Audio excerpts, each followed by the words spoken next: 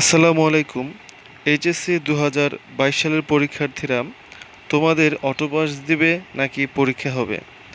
আমি বলছি পরীক্ষা হবে, কেননা অটোপাস দিয়ে একজন শিক্ষার্থীকে সঠিকভাবে মূল্যায়ন করা সম্ভব হয় না। সেটা তোমরা ভালোভাবেই জানো। তো তোমরা মনোযোগ দিয়ে পড়ালেখা করবা অবশ্যই।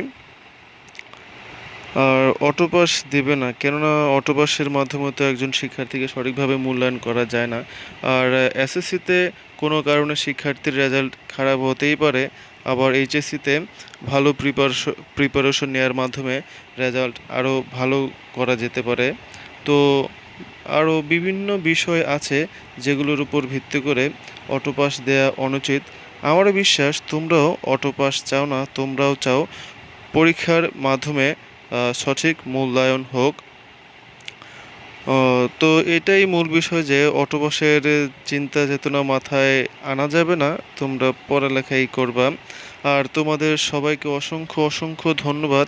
তোমরা শিক্ষার্থীরা দেশের জন্য খুবই গুরুত্বপূর্ণ ভূমিকা পালন করেছ। তোমরা যদি এটা না করতা তাহলে এই দেশটা এমন স্বাধীন হতো না। ধন্যবাদ সবাইকে।